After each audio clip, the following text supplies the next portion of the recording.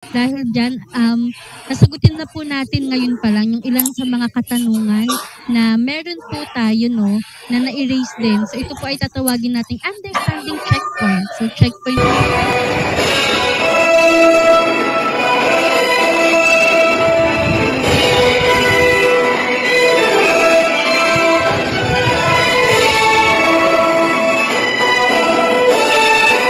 Welcome to the Learning and Development Channel, where you can learn, lead, and make a difference. If tayo nakinig ng mabuti at kung tayo man ay may napulot sa naging session. So, first understanding checkpoint po natin, ang unang tanong ay who is covered by the ECP system? So, pwede po tayong sumagot sa comment section, pero i-reveal ko rin po ang sagot. So, ang sagot po sa ating katanungan ay ang covered po ng ECP system ay all teacher and school principal incumbents holding permanent appointments in all levels. So, from kindergarten to senior high school. So, that includes po yung ating alternative learning system teachers or ALS, madrasa teachers, and even our indigenous people's education or IPED teachers. So, nag-a-apply din po ang ECP system sa ating special science teachers or SST and special needs education teachers or SNET whose position shall bear such parenthetical title. So, pursuant po ito sa sections 21 and 25 of the IRR of Executive Order 174. So, isa pa pong understanding checkpoint na may nakatama po ng ating sagot. Isa pa pong tanong.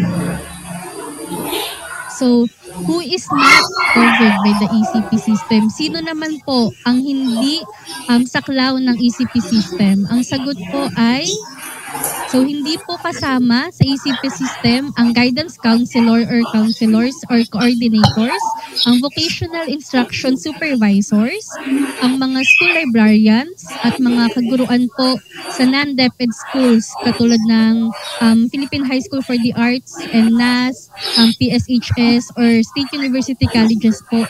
Hindi rin po kabilang or cover ang BARM teachers unless po sila ay i-adapt or even yung roles not specified in EO 174 or by the DepEd. So, yun po yung ating dalawang understanding checkpoints sa ngayon. So, para naman po sa mga nakinig sa ating first session. So, at this point in time, babalikan po natin, titingnan natin kung kayo nakinig ba at nakuha niyo yung tamang sagot. So, kung may kodigo kayo sa mga sagot kanina sa fact or myth, i-review na po natin ang answer. So, this moment, we will be clearing up some common misconceptions about the ECP system. So, babalikan po natin ang ating fact or myth. So, una po ay ang unang haka-haka or katotohanan. Ang mga guro mula sa career stage 1 ay pwedeng direktang tumalon sa career stage 3 nang hindi dumadaan sa career stage 2. So, kung nakinig po tayo kay Ma'am Chanda, ang sagot po ay it's a myth. So, incumbents po of any position under career stage 1. So, yun po yung beginning towards proficient. So, holding the teaching positions of teachers 1 to 3 shall be required to go through any of the positions under career stage 2 or yung proficient teacher po such as teachers 4 to 7. So, before advancing to any position under career stage 3. So, kaya nga po tinatawag natin siyang career-based. So, kailangan po dadaanan natin yung mga career stages po. So, ito po ay isang haka-haka or myth. Sunod naman, ang isang katanungan.